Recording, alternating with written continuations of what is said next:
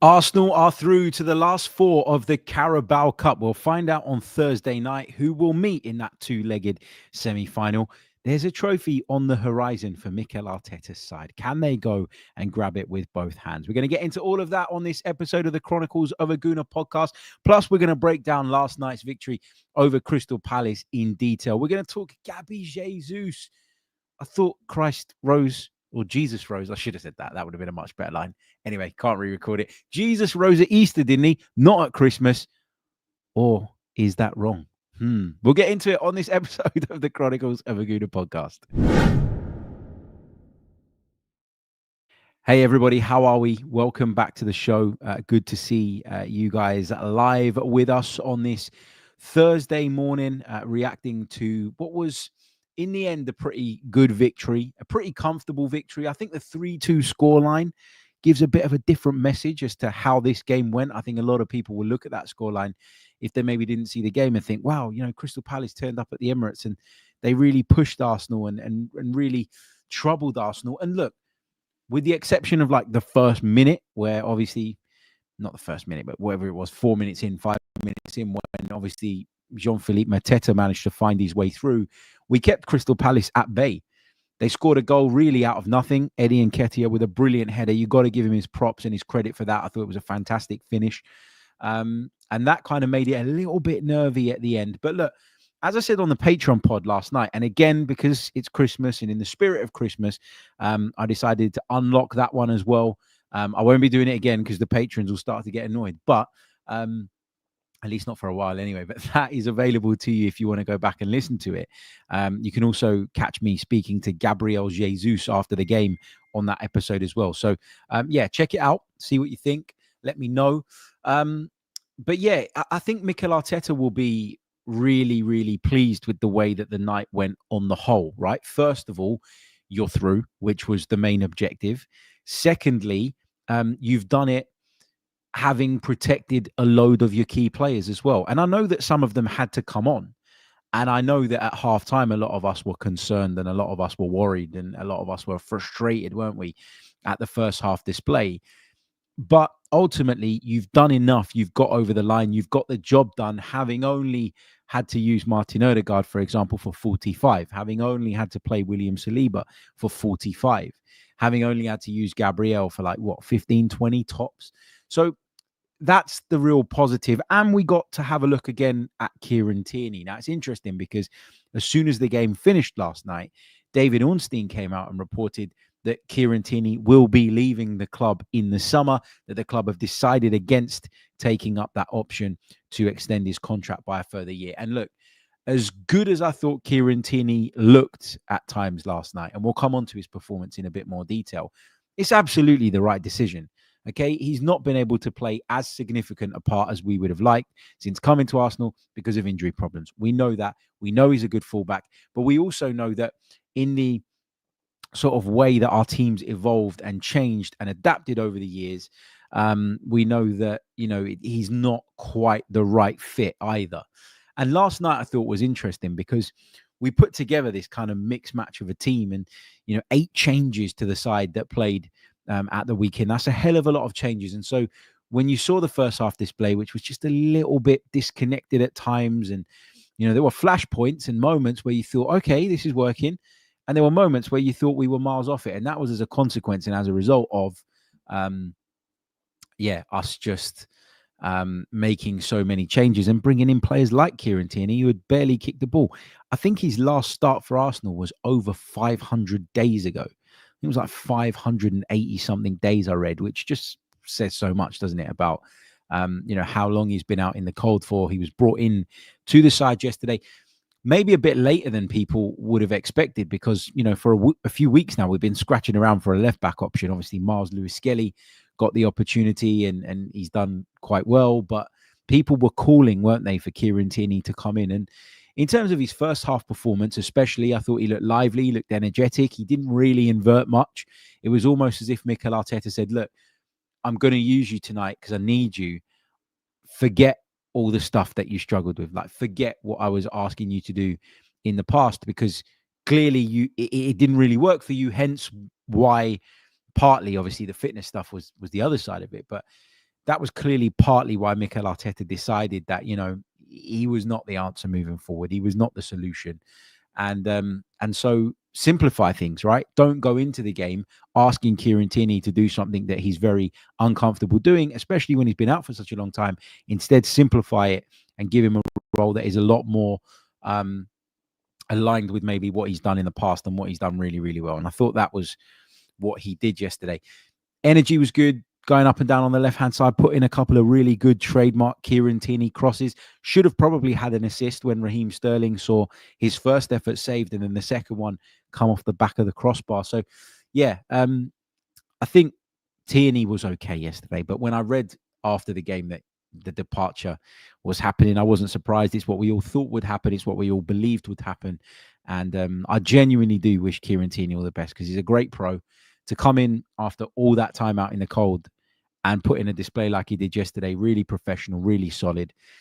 I'm super chuffed for him because it kind of what it does as well, right? And I know it's only one game, and he didn't even complete the game, but what it does is it kind of puts Kieran Tierney in the shop window, doesn't it? It means that going into, the January window where he could, potentially agree a pre-contract with certain clubs, but also going into the summer where he's going to be a free agent, it means that, he's shown something recently and he's shown that he might be worth taking a bit of a punt on. And I think hopefully what happened last night will have done him some good in that sense as well. Because with Kieran Tierney, it's never been about,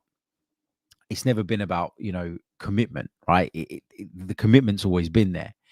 And although I say that he didn't really fit in tactically with what we evolved into, and I really do believe that, it's kind of never really been a question about ability and more a question of availability with Kieran Tierney. So to see him back available and putting in a solid display was really good stuff. In terms of the team overall, the team that Mikel went with, I was really shocked. I got to be honest, I picked a really strong team, didn't I, in my preview pod, because I thought that was what was necessary. It proved that we didn't need to go quite as strong as maybe I thought, but we needed to go a bit stronger than what Mikel Arteta did initially.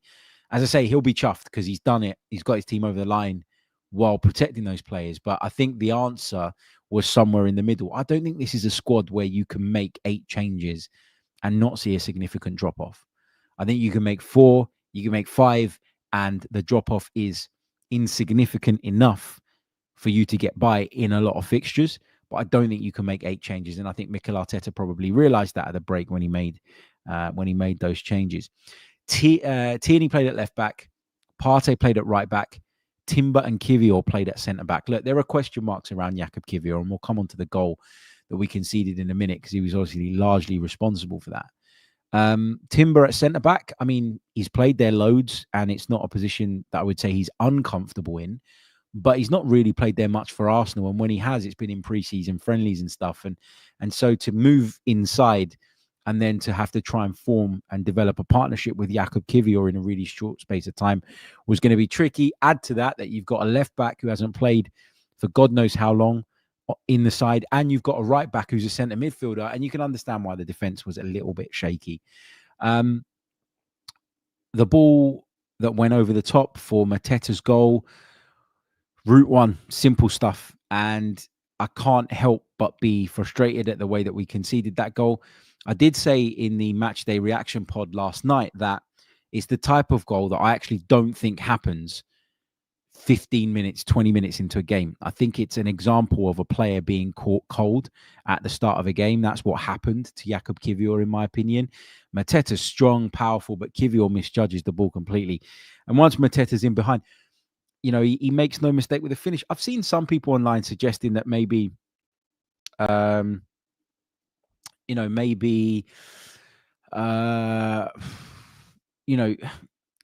could have done better. Raya could have made the save, and I kind of get where people are coming from on that, but I'm not sure. I'm not sure. I think the finger should be pointed firmly at Jakub Kiwior for that one rather than David Raya. But that's just my opinion on that. After that, there were moments in the first half where we looked quite cohesive, where the play looked sharp, where the tempo was good, where the rhythm was good. But ultimately, you knew at the break that changes needed to be made if Arsenal were going to turn this game around. And why do I think there was such a big difference in the first half versus the second half? Obviously, it's the changes, right? You bring on Martin Odegaard, he pulls the strings. You bring on Odegaard, and all of a sudden, Raheem Sterling comes to life on the right side. I mean, the difference between Sterling in the first and second half was incredible as well. That comes because, A, you've got Martin Odegaard going over there and pulling the strings and showing everybody what's what. But also because you moved Kieran Tierney into right back, which meant that our right side was balanced again.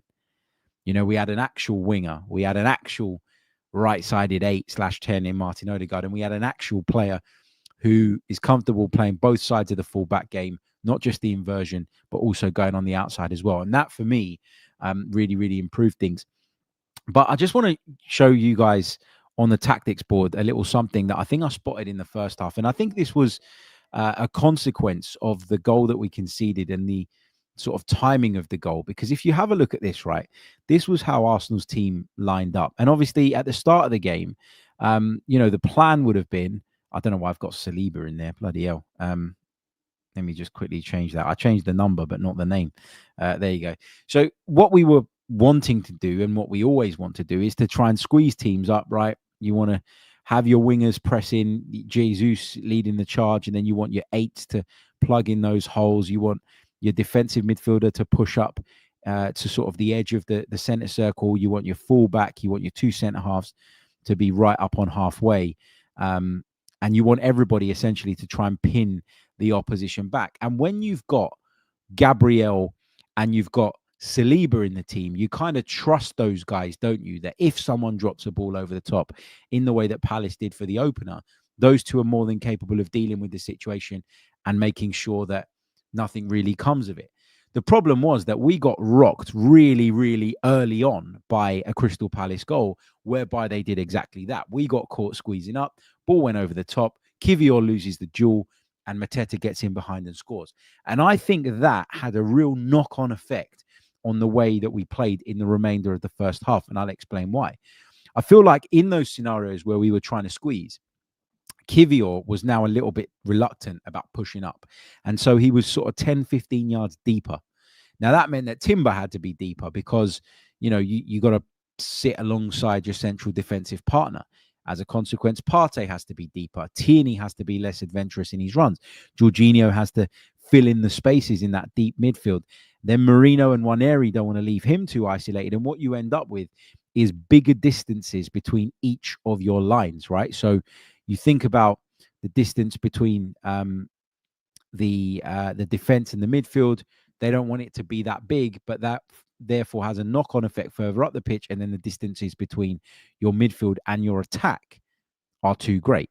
And obviously Crystal Palace have, they have essentially a back five on the pitch, and they're trying to protect against you coming forward. And as they do that, they then manage to isolate your 3 players that are in those forward positions. And because the defense has dropped off 5-10 yards deeper, because maybe they're fearful of what's just happened, the midfield feels they need to do that. And naturally, the distance between your midfield and your attack becomes greater.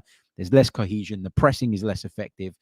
And yeah, it just impacts the rhythm. And obviously in the second half, when Saliba comes on, and I know that Kivior stayed on the pitch, but when Saliba comes on, that then means that you can afford to push up those extra 5 yards. Saliba can make sure that happens. Kivior can then go up alongside him, knowing that he's got that kind of insurance policy of the brilliant William Saliba to his side as well. And that's not to say that Timber's not very good or that, Kivior should only feel comfortable in doing that when he's got Gabriel or Saliba alongside him. But, Saliba is a big, big physical presence, as is Gabriel. Kieran Tierney is not, guys. He's quite stocky. He's quite powerful. And I would back him in duels. I would, because he's shown us time and time again that he can handle that kind of thing. But he isn't William Saliba and he isn't Gabriel.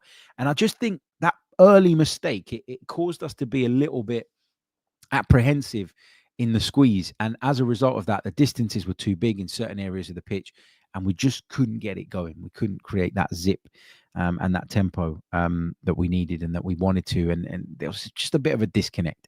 But anyway, let's see what you guys are saying in the live chat. what else have we got? What have we got here? Sorry, I beg your pardon. Louis Robson says, when I saw the team, I didn't expect the likes of Saka, Martinelli, and Havertz to be rested, and it paid off, thankfully. Yep. Junior Gunner says, Kieran Tierney was one of us. Shame it didn't work out despite being Celtic through and through. Jid says the drop-off was more in chemistry and lack of consistent game time than it was about quality. I agree with that, by the way. Like, Raheem Sterling is good enough. Leandro Trossard is good enough. Mikel Merino, I'm still not quite totally convinced, but he's good enough to get through a game like that. Jorginho is definitely good enough, in my opinion. Timber's good enough to play at centre-back. It is a lack of chemistry, you're right. And, we shouldn't really sort of hammer too many of the players and say that it's because they're not at the level required. We all understand there are other factors, but chemistry is a big factor, isn't it? It really, really is. Steve says that Kieran Tierney's cross, he's talking about the one at the start of the second half where Sterling failed to convert. He says that ignited the team and the stadium into life. It absolutely did, because at the start of the half, when the atmosphere is normally a little bit flat, people have gone to get a halftime drink. Not everyone's back in their seats. I always moan about this. But at a time like that, if someone comes out and starts the game like that, grabs it by the scruff of the neck and says, you know what, I'm going to put this in the danger area, doesn't think about it, doesn't dwell on the ball, doesn't take 5-6 touches, looks up, spots the danger zone, bang, straight in there. Now it's on you to go and get on the end of it. It does help. And I certainly agree with that. Lots of criticism of Jakub Kiwior. And I think, look, when it comes to that goal, rightly so. Mohammed says we now conceded goals by Kiwior faults in the Liverpool game, Fulham and Palace games. He's not good enough against strong, fast strikers. We must sell him. But the problem is that Zinni, Tommy, and Calafiori are always injured. It's true. Jid leaping to the defense of Jakub Kiwior a little bit says, if we're going to have energy for Kiwior's part in the goal, we better keep the same standard of energy for Saliba being beaten to the ball by Eddie. Otherwise, we're saying standards are higher for Jakub Kiwior than Willow. No, you're right. Like, I was going to highlight that mistake when we get to it, but I think you can forgive William Saliba making one here and there, because all the rest of the time he's super outstanding.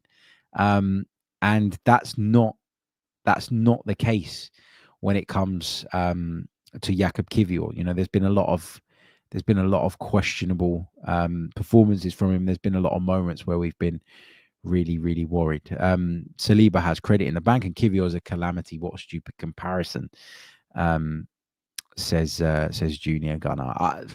I wouldn't say it's stupid, but what the point is that if you're going to criticize one, you got to criticize the other, and yeah, we'll do that, of course.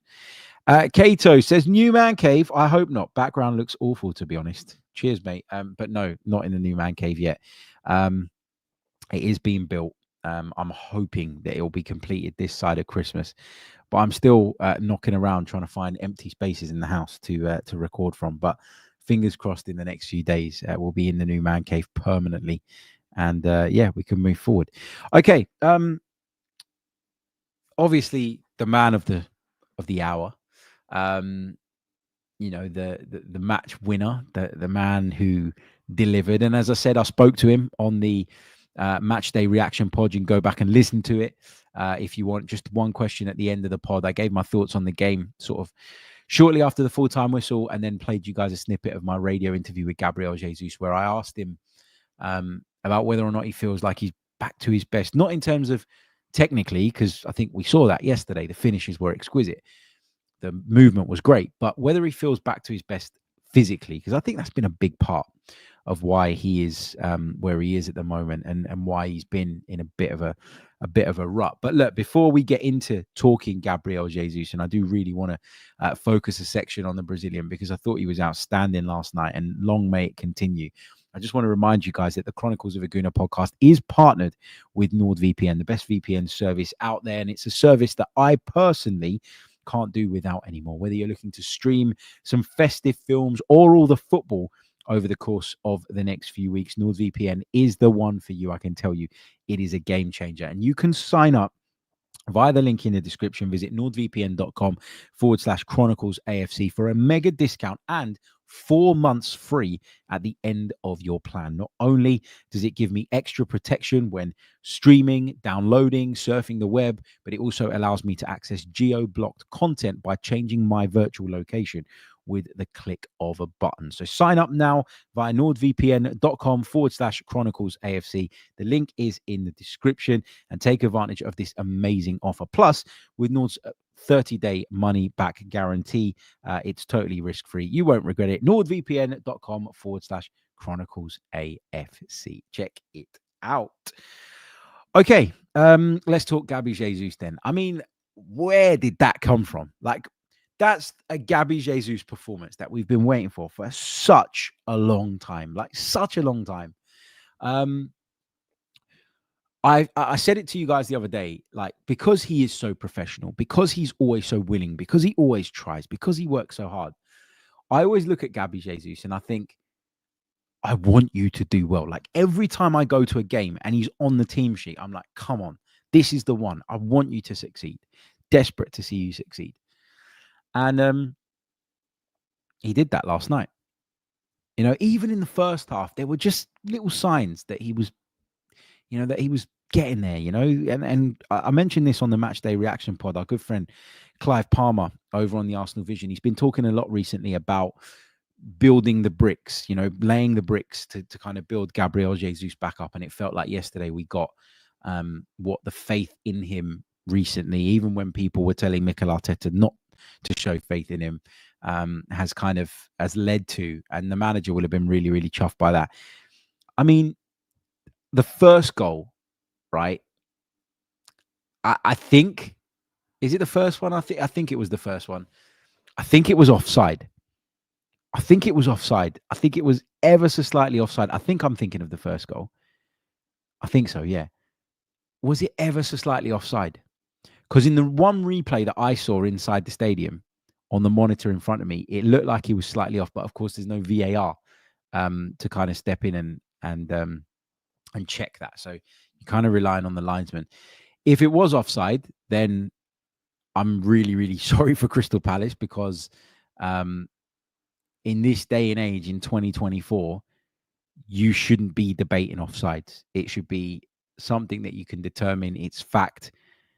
It's on or off. It should be that simple, right?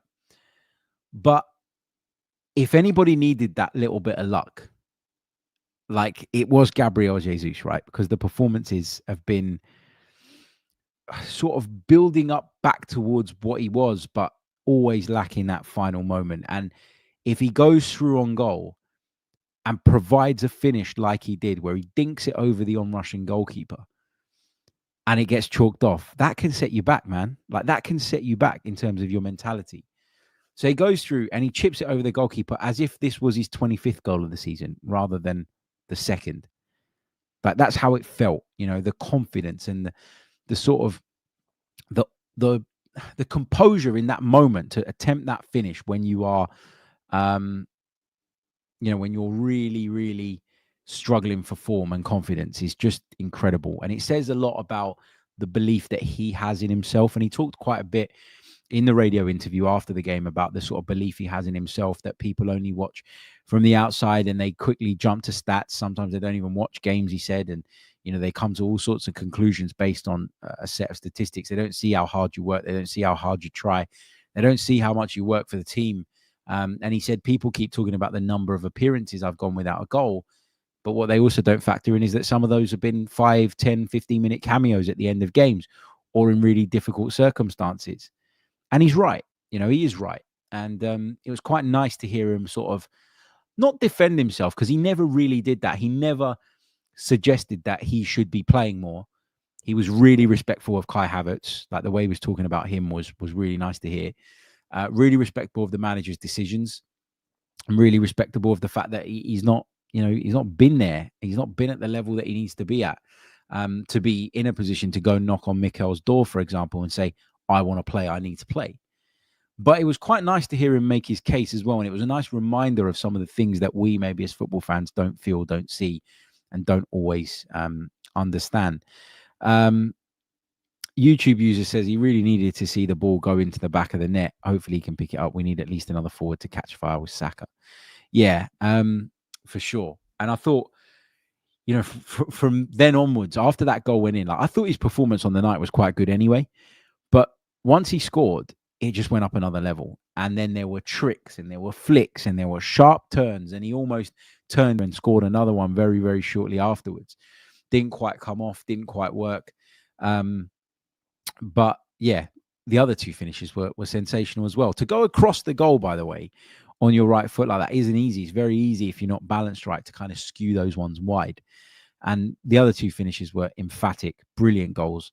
And I'm so delighted and so chuffed for him. Will he start on Saturday? I'm sure we'll discuss that when we get to the Palace preview show.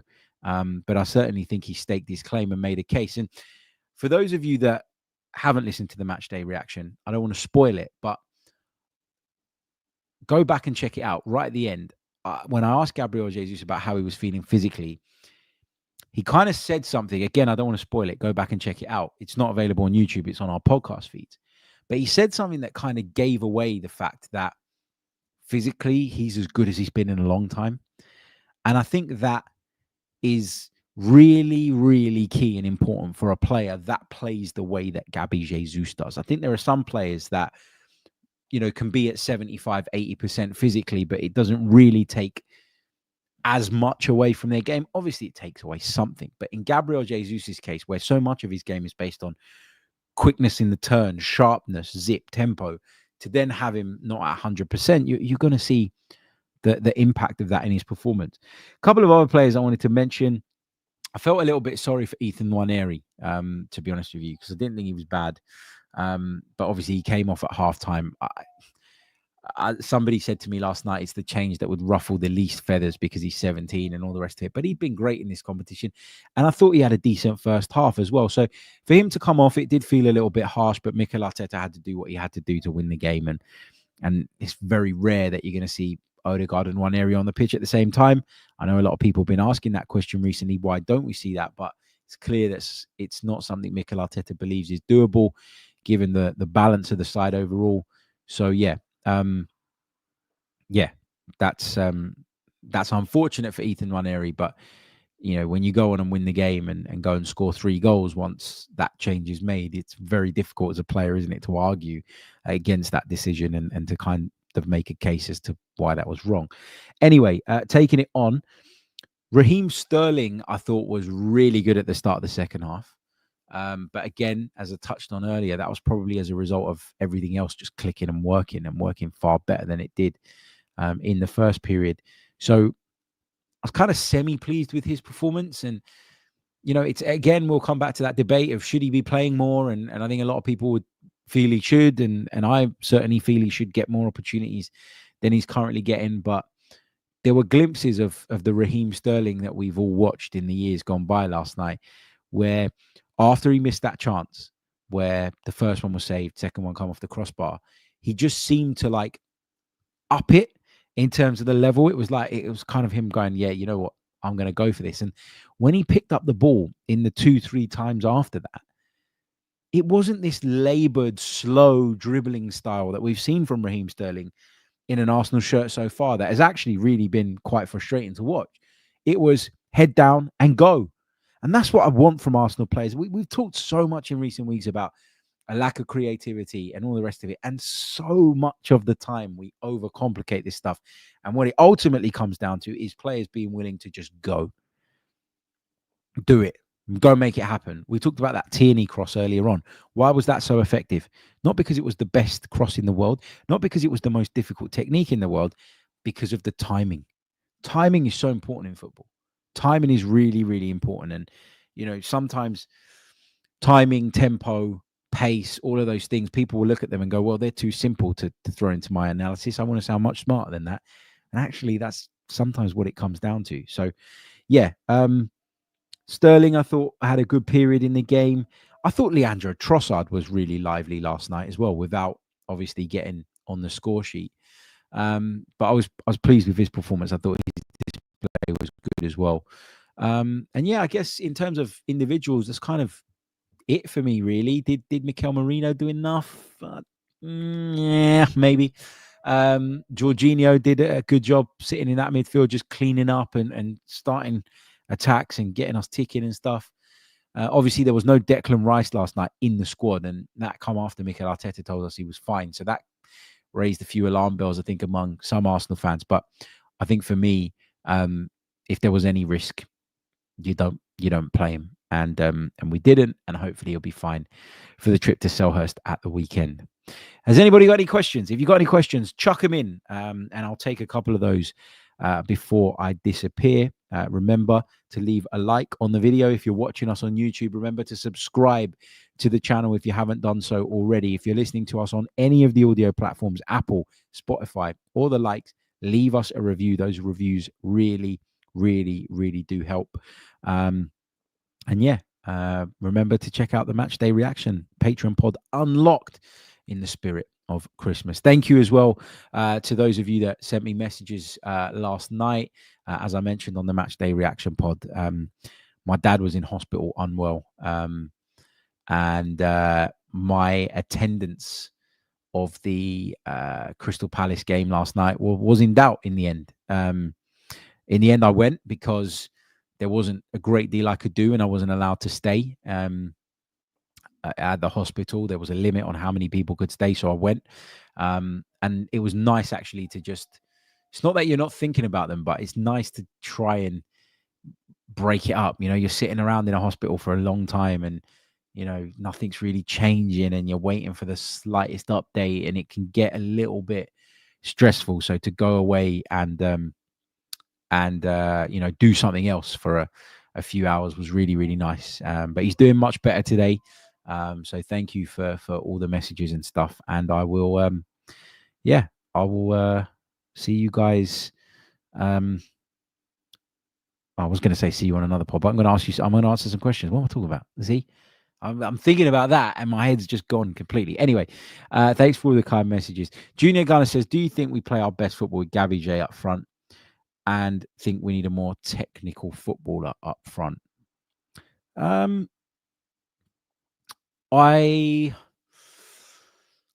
do think that Gabriel Jesus links up the play when he's at his best, like he was last night, particularly in that second half, better than anybody else in the team in terms of our centre forward options. I think Kai Havertz gives you a lot as well, but it's different. It's a different style. Like you want to knock the ball longer, then Kai Havertz is probably the better option. You want someone to run into spaces. I would argue that Kai Havertz is just as quick, if not quicker, across the ground. Because of his big languid style, it doesn't always look like that. But I think they give you different options. And I think what we need in order to be, you know, as competitive as we want to be and to be fighting for the trophies right at the top and stuff, you need them both to be in a good run of form. And unfortunately, at the start of this season, we saw drop-offs with both of them. We saw a drop-off in Kai Havertz's form, comparatively speaking, to what we got in the second half of last season. And then we saw a major drop-off from Gabriel Jesus, and then people are starting to question that centre-forward position again. If Havertz can rediscover the form that he did in the second half of the last campaign, and Jesus can play even 75% as well as he did last night, then we're fine. Like, we're fine. But that's all lifts and buts, isn't it? And that's the big thing. Art says, Harry, what do you think of a midfield of Rice, Odegaard, and Nwaneri? Rice purely being the destroyer, Odegaard dropping deep to create, and Nwaneri staying higher up the pitch where he can really flourish. I'm just not sure that gives us the balance that we need. I'm just not sure that we get the all-round game that we need if those are the guys in there, because I think we need to be able to win duels. We need to be quite physical. It's clearly a linchpin of what this team is, and I just don't know that midfield gives you that. I still think our best midfield is Partey at the base, Rice left, Odegaard right. Like, that's still the best midfield for me because of the options that it gives you in game as well. Like, not only do I think that those three complement each other best, but I think it's the most versatile midfield that we can have as well, because Partey can step forward and play if you want him to. He can go out to the right-hand side and help if you want him to. Rice can drop deep and become a second six. He can take over as the six. He can go forward as an 8 and get into those spaces because he's got the running power. He can support the left back. So I think for that reason, I feel like that's our most complete midfield. But obviously, it's not the long-term thing, is it? Because Thomas Partey is probably not going to be here at the end of the season. You know, does then Mikel Merino come in with Rice dropping back into the 6? I've got my views on Rice as a 6. I think that he does certain aspects of the game really, really well, but I think there are certain aspects where he's lacking. And for that reason, I don't know that I want him to be our permanent 6. Might be an unpopular opinion, but that's how I feel about it. But yeah, it's an interesting one. And I think there'll be certain game states, like if you're at home against the bottom of the table side and you're desperately chasing a goal, there's no reason why you couldn't use that midfield in that game state to try and get you over the line. But it's not something I would start games with, if I'm being honest. Temi says, do you think teams are taking the League Cup seriously? We're only seeing top teams in the last 4 over the past 3 years. I think because there's this like culture nowadays of like it's trophies or nothing, and it's so important, and there's only a handful of trophies up for grabs, then people are looking at it and going, well, I almost can't afford to just write this one off. I think, we've had a decent draw this time. We never had a good draw in this competition. Generally speaking, we've always ended up with one of the big boys way earlier than we would have liked. And then you're trying to rotate and you're trying to prioritize the other competitions that you're in. And then you end up in a situation where you just fall short. We've been able to kind of leave ourselves short in terms of the selections and still get to this point. But the semi-finals are going to be very different. And it's a hard dilemma for a coach because you want to trust in the players that got you there, but equally you want to make your team as competitive as it possibly can be. The draw is tonight, Thursday night. We're going to learn who we're playing against. One of Manchester United or Tottenham will be in the hat. Newcastle there and Liverpool there. So whoever we get, it's going to be difficult. 2-legged ties. But you're a win away from a Wembley final. So, you've got to take it seriously now, certainly at this stage. Early on in the competition, I think you can play around with it a bit. But at this stage, you've got to take it really, really seriously. Right, guys, I am going to leave it there. Thank you so much for listening. Really, really do appreciate it. Remember, leave a like on the video. Leave your comments in the comment section below. Leave your thoughts on last night's game. And if you agree or disagree with anything I said, let me know. I'd love to hear from you. All feedback is welcome, both good and bad. And also, don't forget to leave us a review if you're listening on the audio platforms. I will see you all on the next episode of the Chronicles of a Gooner podcast. Until then, take care of yourselves. Have a great day. Goodbye.